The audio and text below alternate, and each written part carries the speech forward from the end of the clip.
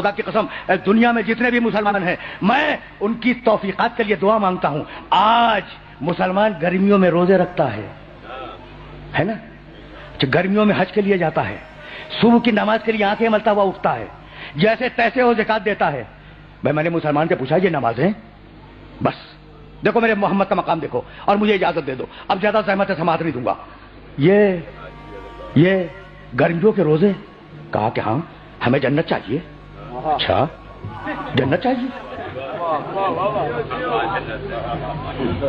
گرمیوں کے روزے کیوں رکھ رہے ہو؟ کہا جنت کے لیے. بھئی یہ صبح کی نماز آنکھیں ملتے ہوئے؟ کہا جنت کے لیے. میاں یہ حج؟ کہا جنت کے لیے. بھائی میں نے پوچھا جنت ہے بھی یا نہیں, یہ رکھے جا رہے ہو روزے؟ کہا کہ نہیں جنت تو ہے, جنت تو ہے.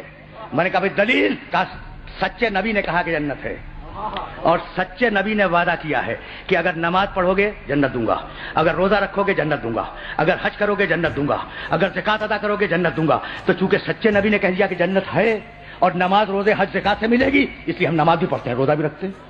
تو سچے نبی کے وعدے پر مسلمان آج تک نمازیں پڑھ رہا ہے. اس سچے نبی نے پوری زندگی میں کل 2 ہی تو وعدے کیے, کل 2 ہی تو وعدے کیے. ذوالعشیرہ میں کہا جو میری مدد کرے گا اسے خلافت دوں گا, اور امت سے کہا جو عبادت کرے گا اسے جنت دوں گا. تو اگر پہلا ہی پورا نہ ہوا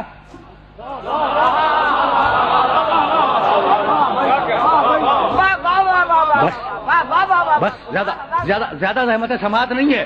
اگر وہ پہلا ہی پورا نہ ہوا تو یہ دوسرا کیا خاک پورا ہوگا؟ تو ہر مسلمان کی تمنا ہے جنت. کیا کمال کی بات ہے. اور قرآن نے کہا ہر مسلمان کو جنت نہیں دیں گے. جاؤ اگر کوئی آیت مل جائے تو ہوں نا, تمہارے ملک میں ہوں اور تمہارے شہر آتا جاتا رہتا ہوں, اگر آیت مل جائے تو مجھے دکھا دینا. پورے قرآن میں کہیں وعدہ نہیں ہے کہ ہم مسلمان کو جنت دیں گے,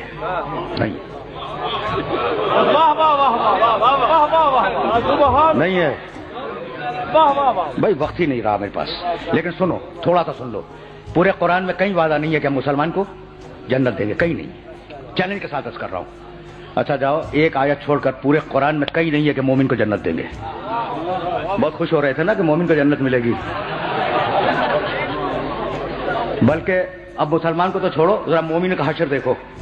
اگر سن لو گے نا تو میری آج کی محنت سوارت ہو جائے گی. اور مجھے جو پڑھنا تھا پڑھ چکا, اب تو یہ فکر دے رہا ہوں, اس پہ غور کرتے رہنا. بڑا ڈانٹا ہے اللہ نے مومنوں کو, بڑا ڈانٹا ہے.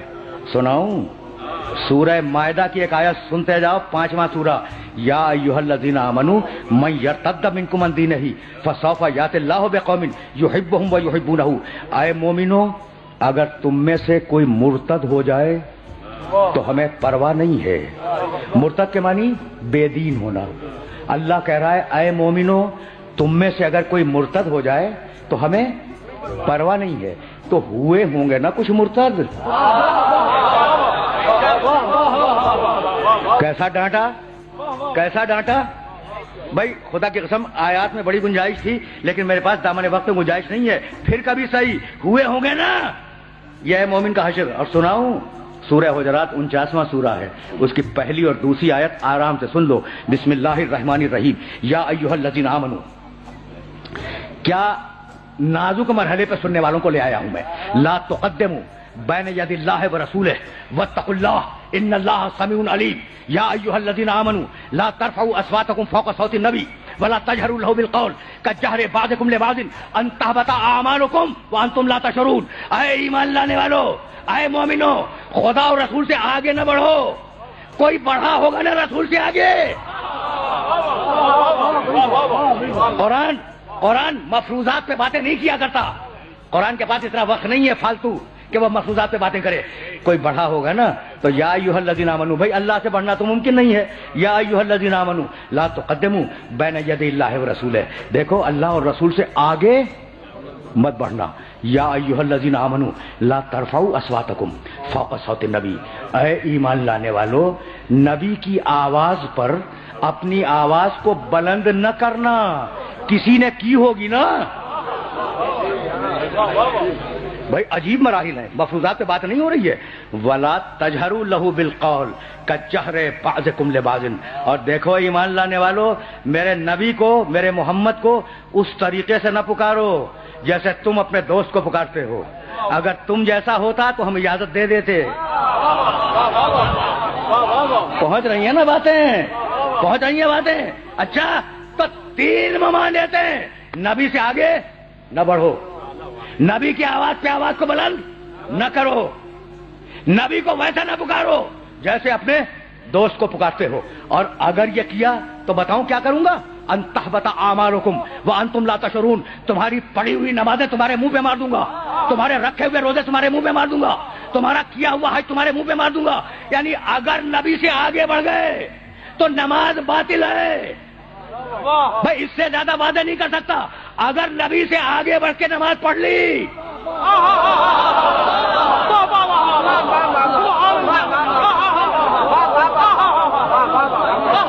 یعنی کمال ہے، کمال ہے آیت کا.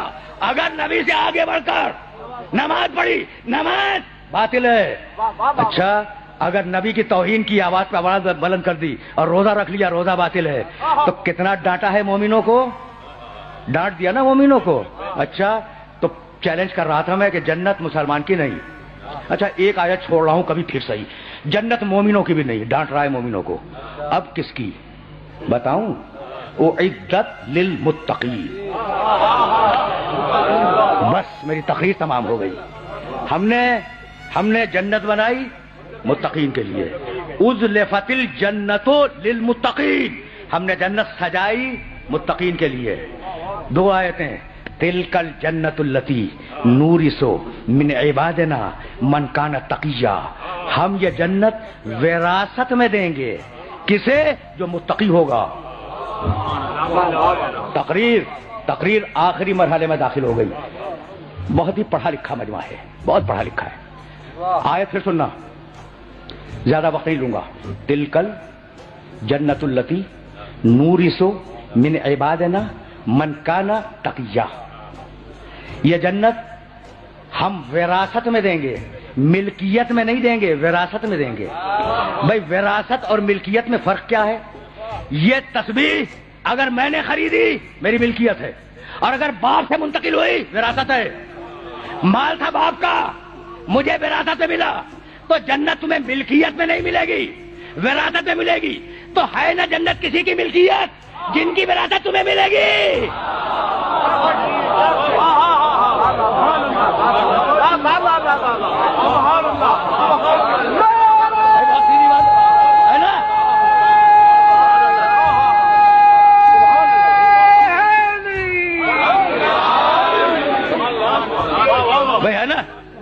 ہے نا کچھ مالکان جنت، ہے نا کچھ مالکان جنت جن کی وراثت میں تمہیں جنت ملے گی. اللہ نے وراثت کا قانون لکھا ہے. تو اب ایک اصول سنتے جاؤ سورہ بقرہ میں اسٹڈی کر لینا کہ اگر آدمی مر گیا تو بیٹے کو اتنا، بیٹی کو اتنا، پہلا طبقہ اس کو اتنا، باپ کو اتنا، ماں کو اتنا، شوہر مر جائے زوجہ کو اتنا، زوجہ مر جائے شوہر کو اتنا، دادا کو اتنا، دادی کو اتنا. یعنی پوری لسٹ ہے. پہلا طبقہ، دوسرا طبقہ، تیسرا طبقہ. عجیب و غریب سلسلہ ہے. میں مر جاؤں میری بیوی کو اتنا ملے گا، میرے بیٹے کو اتنا ملے گا، میری بیٹی کو اتنا ملے گا. کہاں لکھا ہے؟ قرآن میں. مال میرا، وارث بنائے اللہ. بس میری تقریر تمام ہو گئی، خدا کی قسم میری تقریر تمام ہو گئی. مال میرا، مرا میں، کمایا میں نے، ملکیت میری، مر گیا میں، وارث بنائے اللہ. تو مال میرا، وارث اللہ بنائے، اور دین اللہ کا وارث تم بناؤ گے.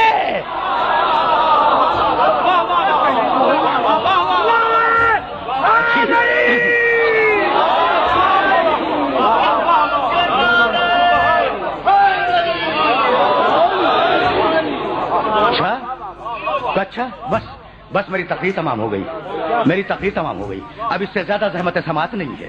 تو ہے نا کچھ مالکان جنت. تو وہ بیوی جس کے سلسلے میں یہ 3 روزہ اجتماعات میں آپ نے شرکت کا شرف حاصل کیا، اس بیوی کے سلسلے میں ایک حدیث تو سنتے جاؤ نا میرے نبی کی، اور بات مکمل ہو جائے. اب مالکان جنت کا تعارف محمد نے کرایا.